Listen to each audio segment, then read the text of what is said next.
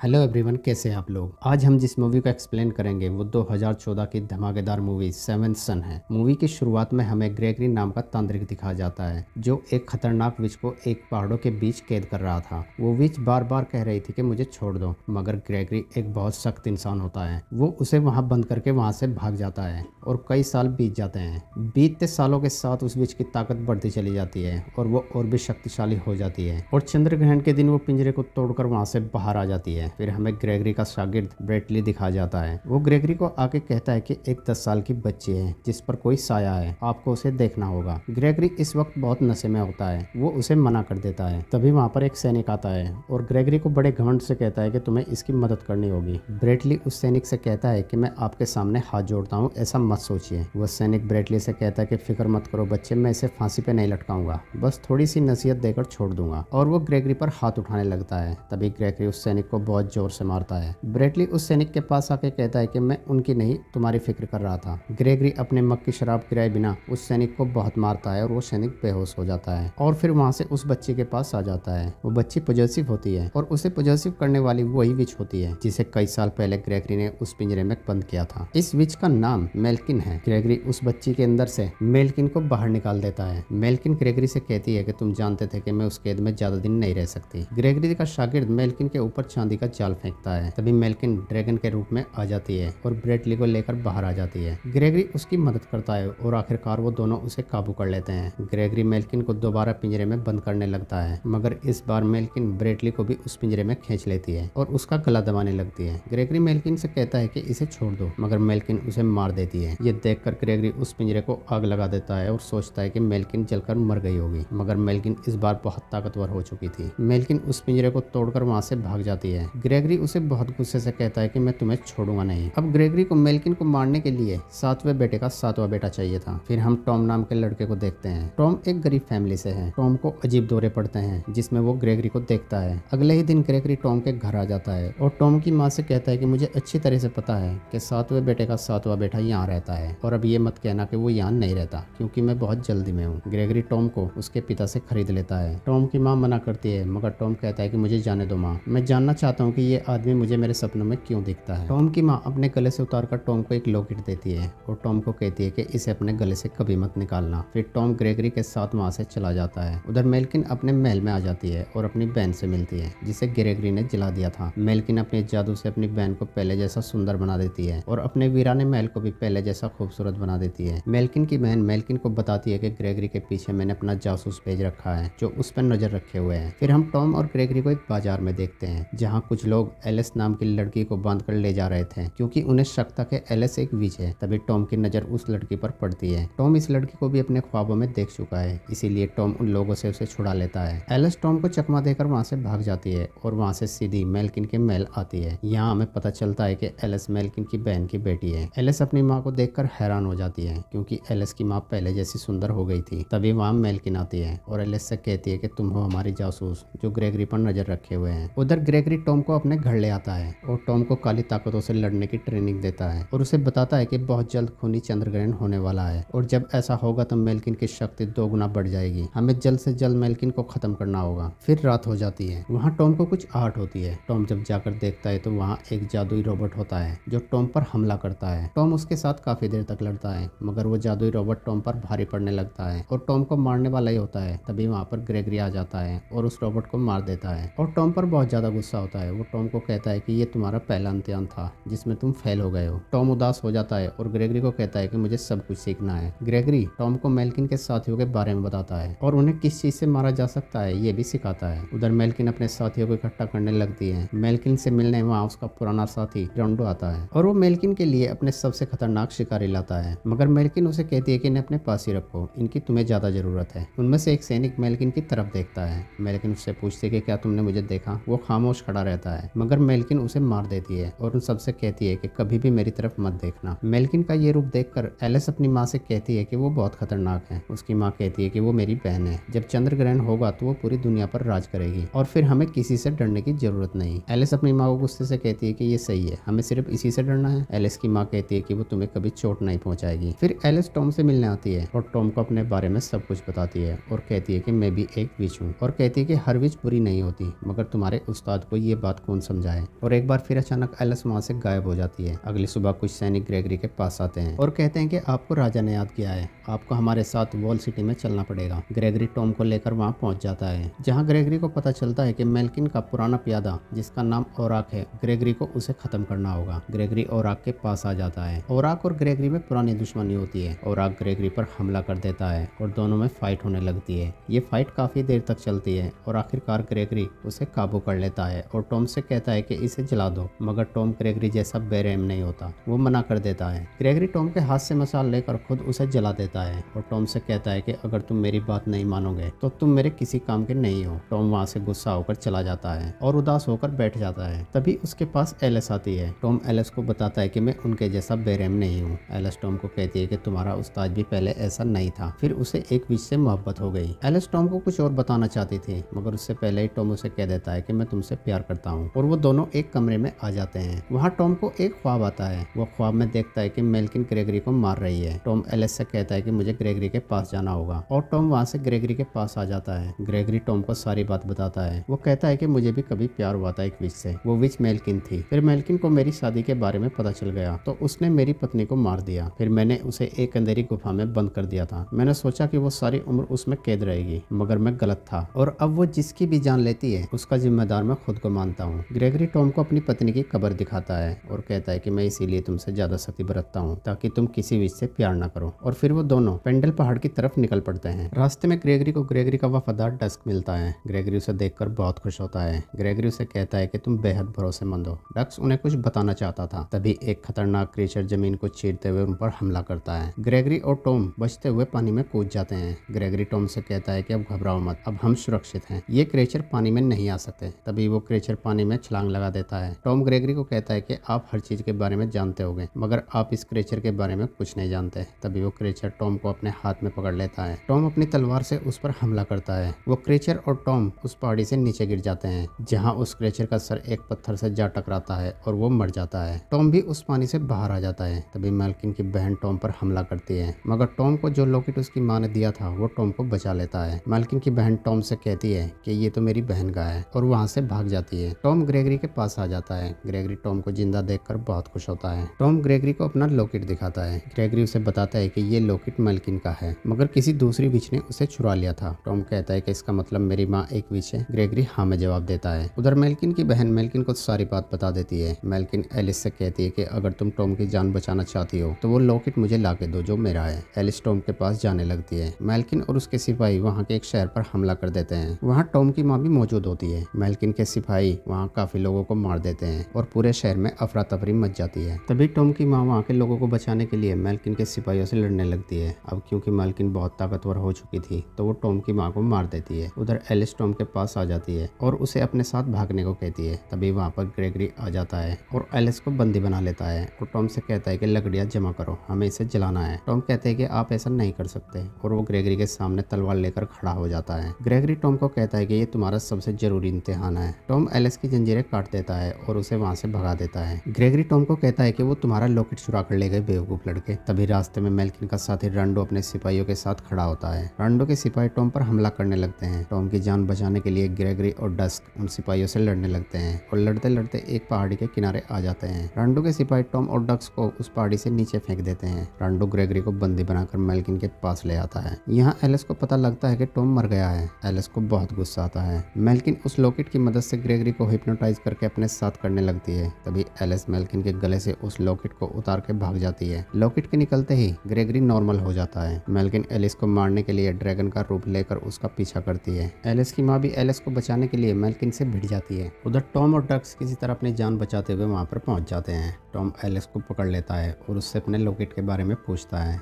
Alice उसे कहती है कि मुझे माफ़ करना, मैंने तुम्हारी हिफाजत के लिए उसे चुराया था, और वो लॉकेट टॉम को दे देती है। उधर रांडो ग्रेगरी के सामने ड्रैगन के रूप में आता है। ग्रेगरी उसे कहता है कि तुम्हें एक बूढ़े के साथ लड़ने के लिए ड्रैगन बनना पड़ा। ये सुनकर रांडो इंसानी रूप में आ जाता है और ग्रेगरी की चुनौती को स्वीकार करता है और दोनों में जबरदस्त फाइट होने लगती है। रांडो ग्रेगरी को घायल कर देता है, मगर ग्रेगरी बहुत बहादुर होता है। वो रांडो से लड़ता रहता है और मौका देखकर वो रांडो को मार देता है। उधर एलिस, टॉम और डस्क मेल्किन के सारे सिपाहियों को ख़त्म कर देते हैं। मेल्किन और उसकी बहन भी लड़ते लड़ते ज़मीन पर आ जाती हैं। मेल्किन की बहन मेल्किन को कहती है कि मेरी बेटी मेरे लिए सब कुछ है, उसकी जान बख्श दो, मगर मेल्किन अपनी बहन को मार देती है और खुद अपने महल के अंदर आ जाती है। ग्रेगरी उसका पीछा करते हुए उसके पास आ जाता है। मेल्किन मौका देखते ग्रेगरी को मारने वाली होती है। तभी टॉम एक जादुई खंजर से मेल्किन को मार देता है और उसे जला देता है और ग्रेगरी को लेकर ग्रेगरी के घर आ जाता है। ग्रेगरी टॉम के हाथ पर एक मोड़ लगाता है और उसे कहता है कि आज से तुम शागिर्द नहीं बल्कि पूरे तांत्रिक हो, और टॉम को अपना घर देकर वहाँ से कहीं चला जाता है। अब एलिस और टॉम भी एक साथ हो जाते हैं और यहाँ हमारी इस बेहतरीन मूवी का एंड हो जाता है।